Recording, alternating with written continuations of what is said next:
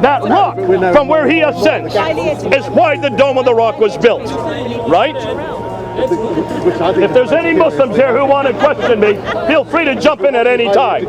So far, the Muslims don't want to confront us on this. Masjid al-Aqsa is built in 709. That's the 8th century. Muhammad was supposed to go to the Masjid al-Aqsa in 621. There were no Masjid al-Aqsas in Jerusalem. You got the wrong man at the wrong place, doing the wrong thing at the wrong time. In every case, can you see, this is going to cause problems. So we left with two options. One of the option is, actually these verses are written after 709, or Muhammad was wrong, or author of the Quran was wrong.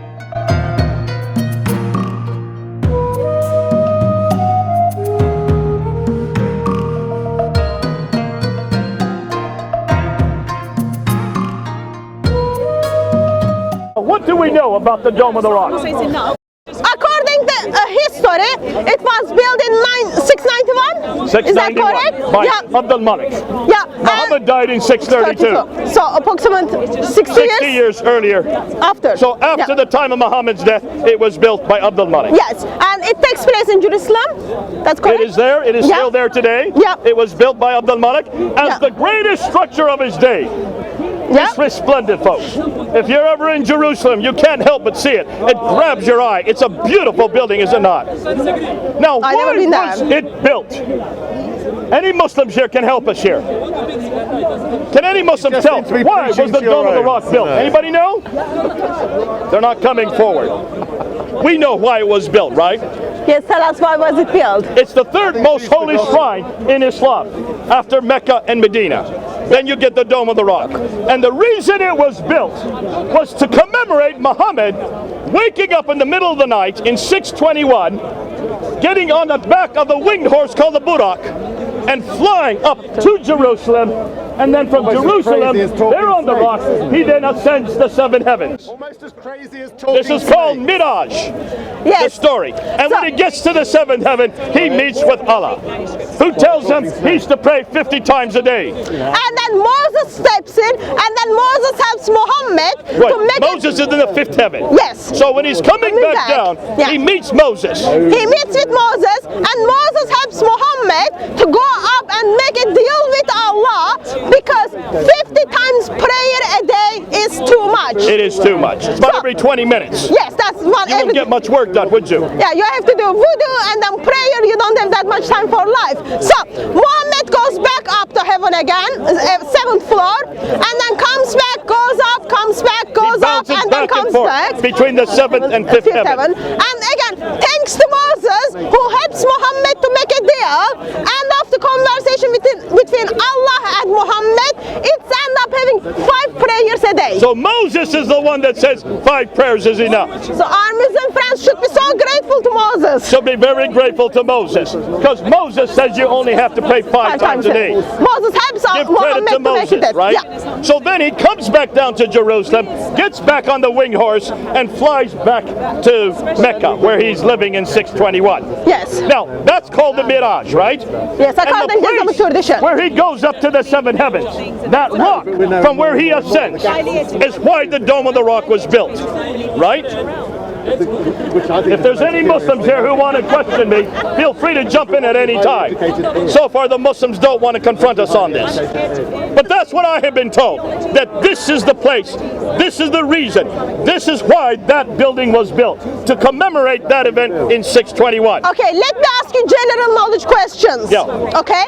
So, was there any Muslims in Jerusalem in 621? Well, no, but so what? Why would Muhammad travel to heaven? Because that's where God wanted him to go. But that's not the problem. If you're going to ask that question, you need to go to Surah 17, Ayah 1. We're going to get to that. But before we get to that, let's go ahead and continue with this story, because whether or not there were Muslims over there or not, that's not important. What is important is I would like to know where on the Dome of the Rock you find any reference to this story. Can you find any reference to this story on the Dome of the Rock? Anybody here can help us? Dome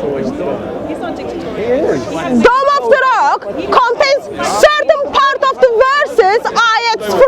Quran, okay? Surah 2. Surah 2, Surah 19, but not for kind of full verses, kind of half of the verses or jumps from Just one a verse. bit of the verses. Yet, it is essential to the Muslims that like they pray 5 times a day. Dome of the Rock fails to mention that Isn't that mirage. interesting? It doesn't mention, in fact, even the Quran doesn't mention 5 times a day. We've done this already. And the Dome Quran of the Rock only mentions 3 prayers. Yes, Dome of the Rock doesn't even mention or give credit to that traditional account of mirage. It does not. Yeah. Which is odd to me, since that was the reason that building was built. However, on the Dome of the Rock, you will find 2 verses that are important. Yeah. On the southern portico, on the southern doorway of the dome, is Surah 2, Ayah 145. And on the dome, around the top of the dome, is Surah 17, Ayah 1. Now, why are those 2 verses important for Muslims? Because Surah 2, Ayah 145 to 149 is the story of the Qibla, the changing of the Qibla from Jerusalem down to Mecca. That's in Surah 2, Ayah 145 to 149. That is on the southern portico. So that would suggest, therefore, that they knew about the Qibla at the time of 691. Surah 17, Ayah 1 is the verse you would like to get to. That talks about Muhammad going from the great mosque, which would be there in Mecca, to the farthest mosque, which would be there in Jerusalem. Masjid al-Haram versus Masjid al-Aqsa. Okay, Masjid Haram versus Masjid al-Aqsa. Masjid al-Aqsa. Who knows where the Masjid al-Aqsa is? Any Muslims? You're preaching to the You should all know this if you're a Muslim. Don't just look at me, help me. Give me some answers here. Come on, Muslims. They're all on your side. Where is the Masjid al-Aqsa? It's in Jerusalem, is it not? Very close to the Dome of the Rock. It's in front of the Dome of the Rock, is it not? It is. It shuts off to the side and in front of the Dome of the Rock. It's right next to the Wailing Wall. In fact, it looks down upon the Wailing Wall, does it not? It does. That is the Masjid al-Aqsa.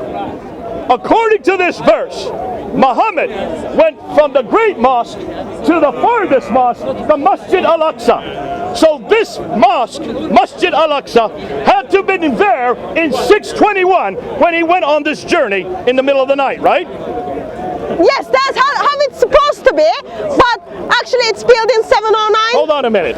Are you telling me it's built in 709? It's not I am telling you, this is what people are telling us. Who builds the Masjid al-Aqsa?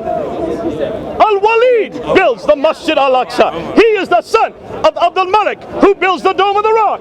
They're both built on the same citadel. You can see them there today. So look at it, folks. It's there. You can't get rid of it. And the Masjid al-Aqsa is built in 709. That's the 8th century. Muhammad was supposed to go to the Masjid al-Aqsa in 621. There were no Masjid al-Aqsas in Jerusalem. This might be one of the story about Muhammad's hallucinations. This is like the crucifixion. Hallucinations. Hallucinations. Muhammad must have had a hallucination. I'm not going to say that for sure. What we do know is this is another historical anachronism. And Muslims must pay attention to this. Your Quran is full of historical errors. But let me ask you another question. Let's just say that this is not talking about the Masjid al-Aqsa. Let's just say it's talking about another mosque that's there in Jerusalem that he went to in 621. Were there any Muslims in Jerusalem in 621? No. Were there any mosques built before or at the time of 621 outside of Medina and Mecca? No. There had not been any mosques built. Can you see the problem here? I can see You got the wrong man at the wrong place, doing the wrong thing at the wrong time. In every case, can you see this is going to cause problems? I can see, but only one way this verse can be true if it is written down after 7 709. If it is written down after 709, which suggests that maybe Surah 17, Ayah 1, and Surah 2, Ayah 149, 145 to 149, are probably written after 709. When there are Muslims in Jerusalem, when Al-Aqsa had been built, when the Dome of the Rock was well on its way, because the Dome of the Rock was built in 691. So we left with two options. One of the option is, actually these verses are written after 709, or Muhammad was wrong, or author of the Quran was wrong. No, Muslims will come back, and Muslims, you should come back to me on this, because Muslims, you know There are Muslims. that there is Surah 17, Ayah 1, and Surah 2, Ayah 145 are on the Dome of the Rock. They are there, are they not? They are there. Surah 2, Ayah 145 to 149, which talks about the changing of the Qibla, is there on the southern portico, on the southern doorway. Okay. Surah 17, Ayah 1, is on the dome, or on the top of the mosque. That is there as well. And Muslims, you should be coming back to me on this, saying, therefore, this is perfectly legitimate. These do support the Quran. These are Quranic verses. This is there in the Dome of the Rock. You can see it for yourself. And that is true. But the mosques weren't there in 621. But here's the problem. Here's the problem. Lots of times. 11 times. How many times? The Dome of the Rock has been destroyed and rebuilt 11 times. And So when was the dome that we see today, where that Surah 17, Ayah 1, and when was the southern door, the southern portico, when was that built? is that 1876? In 1876. A little over 100 years ago. Yeah. It's really only been around for about 130 years. It was built because of this problem. They had to put it there to show that there was a Qibla there. Yeah. To show that this would make sense, why Muhammad would go there. But folks, it's just 140 years old. It is not the original building. So when you go back, what is the only original part of the Dome of the Rock? I don't know that. The inner ambulatories. Okay. The two inner ambulatories. And when you look at those two inner ambulatories, they do have Quranic verses on them. And what do those Quranic verses say?